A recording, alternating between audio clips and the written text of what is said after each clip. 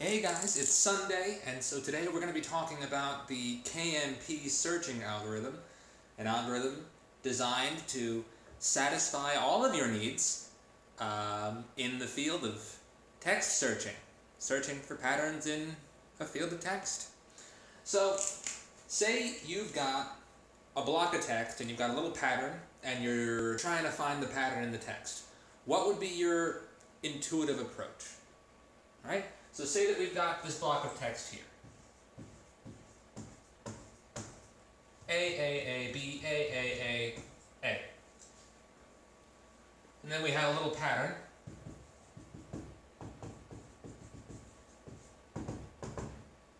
And the pattern will be A.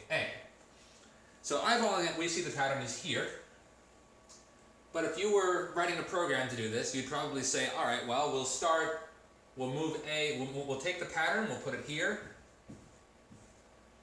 and we'll just do comparisons until we fail, and then when we fail, we'll shift all the way over to where we failed and start comparing again. So we get check here, a check here, a check here, and then a failure here. So, your algorithm would move it one more. A check here, and a failure here, so you'd stop comparing. We move on to the third iteration of the algorithm now. You get a check here and a failure here. Move it again. On to the fourth iteration. Get a failure right at the start.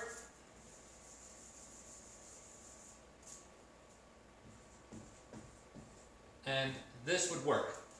So I think that was 5 iterations, maybe 6, to get all the way through here and find this pattern.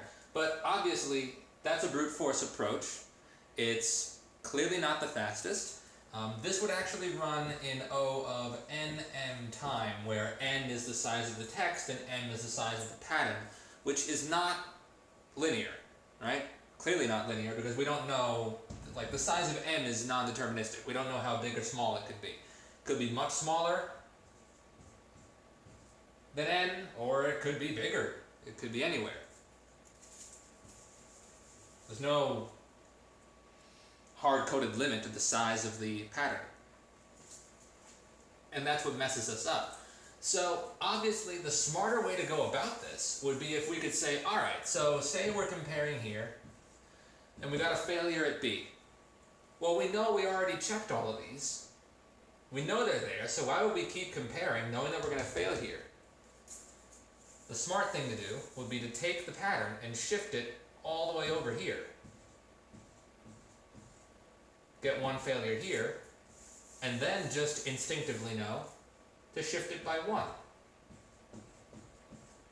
And solve the problem in 3 iterations instead of 5 or 6. So how do we do that? Well, we use KMP. And as we'll see, the KMP algorithm is built almost entirely regardless of the text. You build the function without actually taking the text into consideration. The text is an afterthought. What matters is the pattern and where you're going to shift the pattern based on where within the pattern you failed in your comparisons. So what we're going to do for KMP is we're going to build a failure array that will be equal to the size of the input pattern that we're searching for. So say we have a pattern, what's the example I'm going to go with? A, B, A, C, A, B, A, okay. A, B, A, C, A, and B, A. I think that was it? Yeah.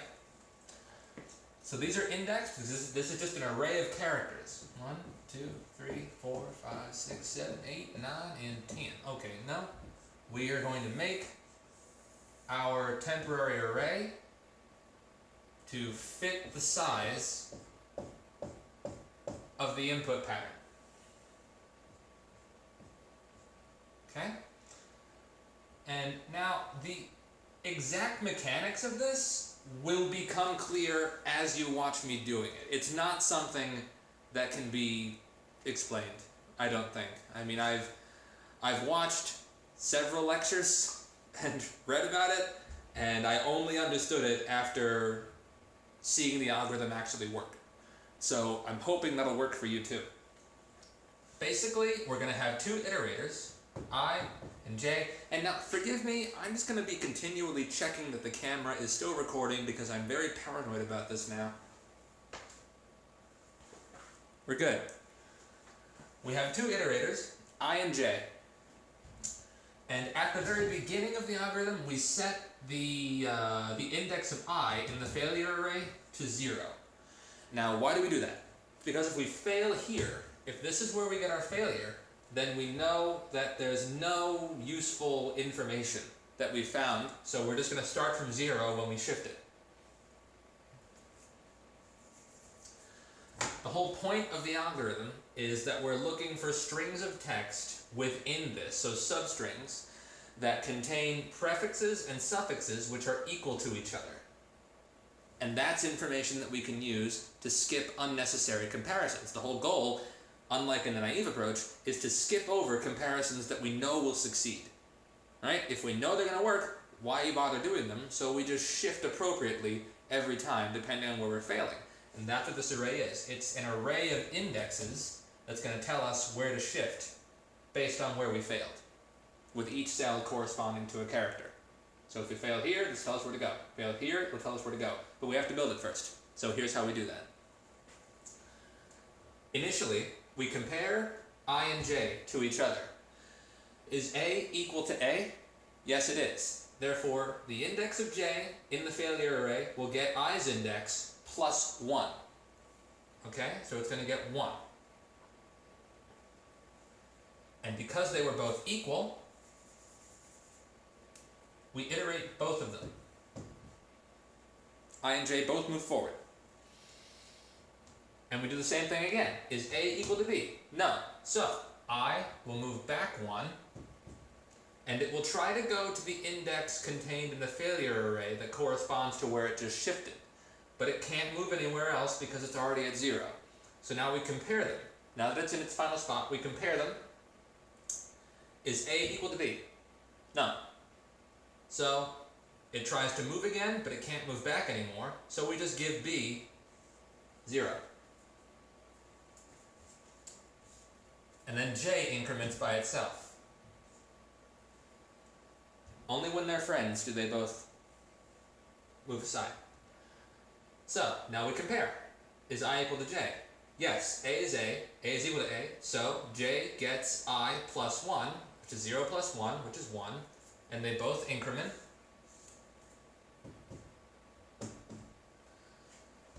Is a equal to a? Yes, so j gets I plus 1, which is 2, and now j and I both increment because they were both equal. So, is b equal to c? No. So, I moves back, and it tries to move to the index contained here, but it's already at 1, so it stays. They compare to each other. A is not equal to c, so we recurse on this, and we do the same thing again. I moves back.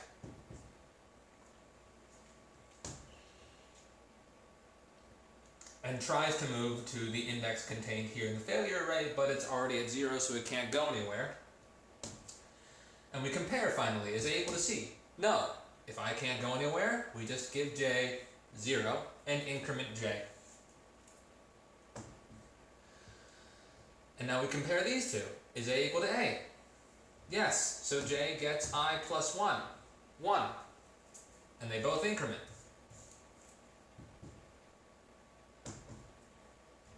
And we compare them again. Is a equal to a?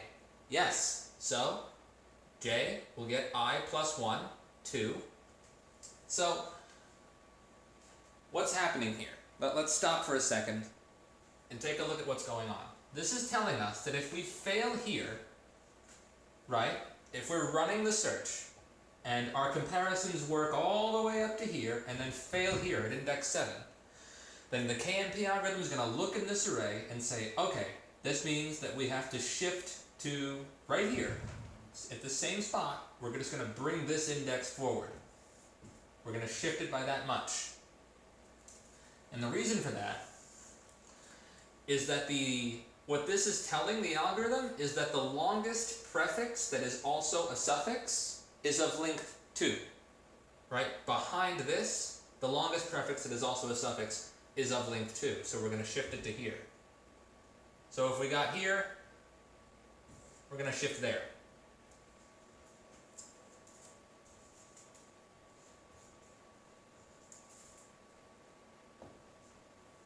And that's the case, right? So there it is. The longest prefix that is also a suffix. And it tells you to go to 2 because we keep doing that +1 thing. You remember in class he was talking about the R, finding an R that is between the two prefixes, the prefix and the suffix. That the index of I +1, the +1 is the R. And that's where that's coming from. This is R. So this is telling you to shift to R because it is the letter that comes after that first prefix, the longest prefix. So you can skip those comparisons. That's the idea. Let's get rid of that. Oh, all right. Oh God, where was I? So we got 2. Okay, so this means that these two were equal, so we're moving them both. J goes here, I goes here. Are these two equal? B is equal to B. So after that long digression, B is equal to B, so J gets I +1 and we have a 3. And they both increment. A is equal to A, so J will get I +1, which is 3 + 1, which is 4. So 4 is our new R if we fail here, because we have AABA and AABA. So if we got here, then we know we have this. We don't need to look at this again. So we're going to skip and go here and save ourselves the comparisons. You see what's going on. Okay, so they're both going to increment. These two are equal, so J will get I +1, which is 5. So this tells us, again, just to reiterate the concept, if we fail at index 10, the longest prefix that is also a suffix is, well, it's technically of length 4, or 5. No, it's technically of length 4. 1, 2, 3, 4, 5. So it's this. Yeah, it's of length 5. So that's our R, if we fail here. That's how this works. Let's try a different example where something else happens, okay? Just to drive the concept home.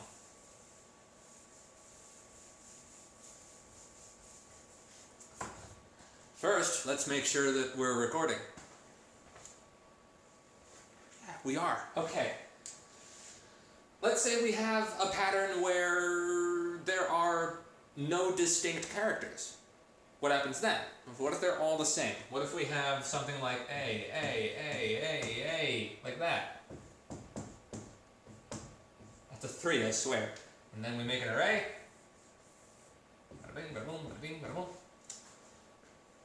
Call this fail. And I told myself I was going to leave enough room every time to write my I's and my J's, but I can just never manage it. Life. So, at the outset, I is set to 0 in the failure array. Then we compare them. Are they equal? Yes. And you know this song by now. Are they equal? Yes. J gets I +1. 1. They both increment. Are they equal? Yes. J gets I +1. And so on down the line.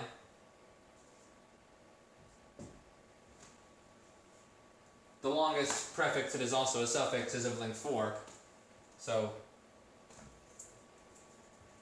if we fail here, it tells us to just shift it. I mean, there's nothing, you get the idea.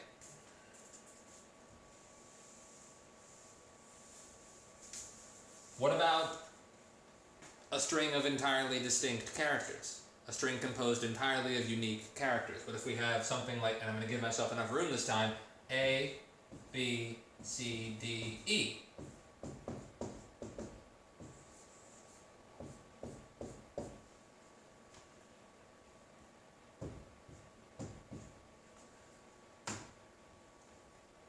Zero at the outset for I in the beginning.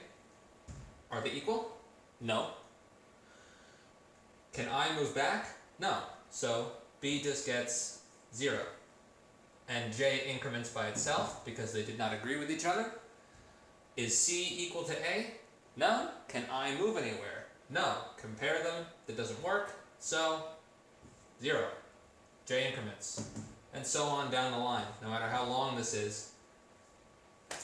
And the result of this would just be, I mean, this is a situation where running KMP would still end up running an O of n time, because you're running, this would work exactly the same way as the brute force approach, because for any failure anywhere in the array of characters, you're just going to shift all the way back to the beginning. You're going to shift it all the way across.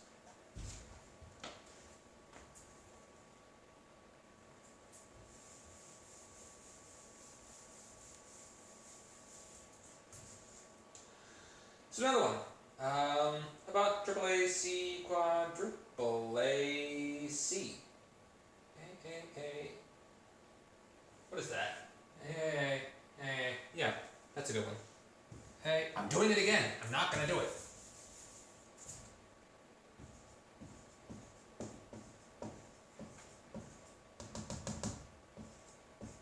All right.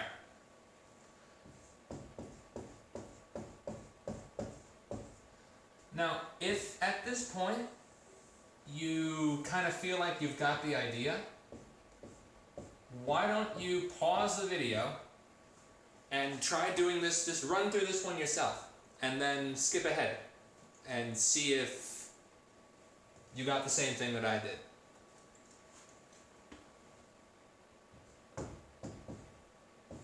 Okay, so we zero out in the beginning, and then he checks to make sure that the camera is still recording, which it is, so he gives you the thumbs up and he keeps going. So, I and J, are they equal? Yes. So J gets I plus 1 to 0 plus 1, which is 1. That's the first thing that happens, and then they increment by 1 each. I and J, are they equal? Yes. J gets I plus 1. Which is 1 plus 1, which is 2. So they increment.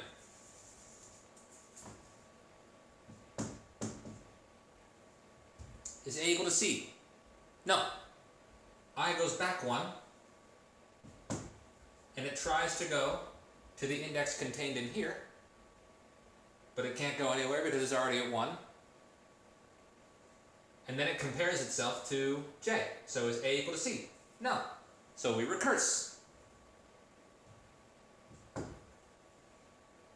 And then, you know, we run through the whole rigmarole. It can't go anywhere because it's already at 0. So is A equal to C? No. Then J gets 0 and J increments by itself.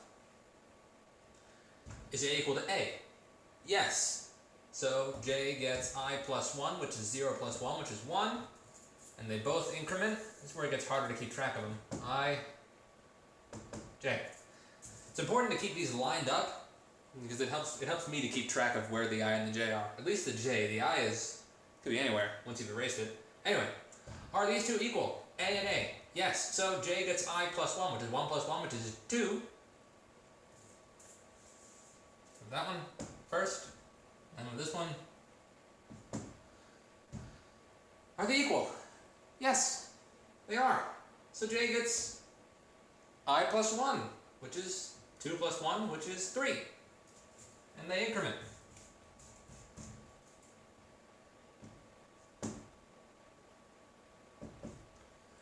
Now, are they equal? C is not equal to A, so I moves back 1. And as always, it tries to move back further to whatever index is contained in here, but it's already at 2, so it compares itself, and in this case, they are actually equal. So J gets I plus 1, which is 3, and they both increment. As per normal. Now, are these equal? No, they are not. So, I moves back 1, tries to go to the index contained in here, but it's already at 2, so we stay here, and then we compare them. A is equal to A, so J gets I plus 1, so we have another 3. And then, because they were equal, they both increment.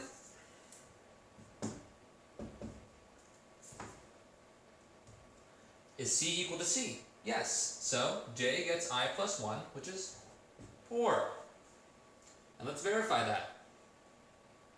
Let's get rid of these. Take a look. Say we failed right here.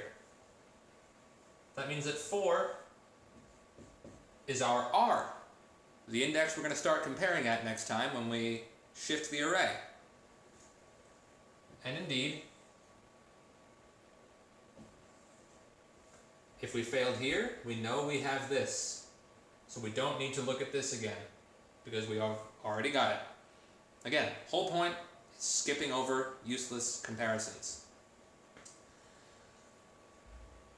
So the magic of this is that despite the fact that it's recursive, it still winds up running through some complicated math. It winds up running in O of n time. It is linear. This allows us to solve the problem purely in terms of the size of the text as an upper bound, which is pretty gosh darn neat, if I do say so myself. So yeah, that should be that. I think that about covers how the failure function works, and hopefully you got some intuition about why it works. We're looking for prefixes that are also suffixes, and we're finding an R, which is just the letter that comes after the first prefix, and we're shifting to that, and we're starting comparisons again from there. And now you've seen specifically how that works, and you can do it if you're asked to do it on, say, an exam, which I think if you do get a problem on KMP on an exam, it will probably be this, because this is the algorithm. The searching part is boring and linear, as we've seen. So this is probably it. If you have any questions, or maybe if you want a different example, maybe one where at a certain point the I has to shift backward. In fact, maybe I've got one of those. Let me take a look. But first, are we recording? We are. So,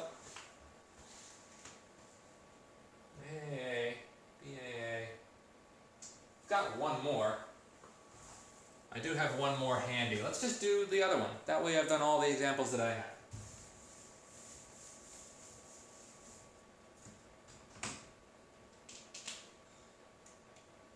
And before anybody asks, I am not stealing examples from Tushar Roy. He's a good man, his videos are great, but there can never be enough content about this stuff. So, what do we have? A, B, A, okay. One more. And again, I encourage you to do it on your own.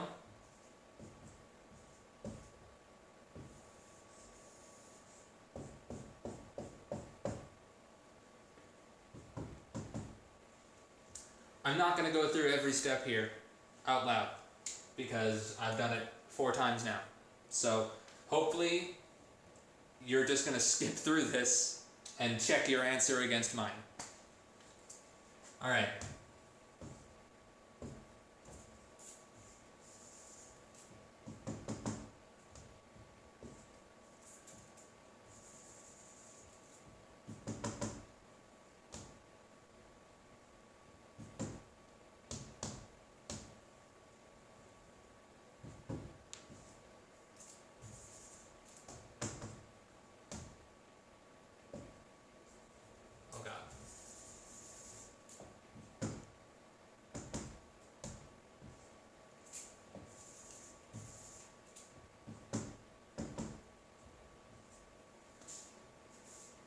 Okay, so that's what happened there. The I still didn't use this function in any of those examples, but it's just a recursive thing. So if on the exam, for whatever reason, you wind up having to shift this back, and you've got, say, say, okay, let's just make up the middle of some hypothetical example where the I has to use that. You've got a bunch of text here, and then more, your text, and you've got your array, and your I just shifted here, and right here there's an index 3, which is back here. Say you've got 3 here. All you're going to do, I just shifted here. You're going to look and say, all right, 3. So I shifts however far back it may be. I shifts all the way back to 3, and then compares itself to j, wherever j may be. And that's it. If it checks out, if the comparison works, then you give it I plus 1, you give j I plus 1, and you increment both of them. If the comparison fails, you just repeat that process. It's recursive.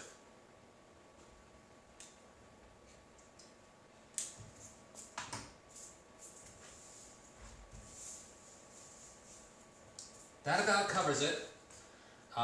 Again, any questions, or if you think I missed anything or messed anything up, which is possible, just shout it out in the comments if anybody's watching these. And yeah, stay classy and good luck on the final.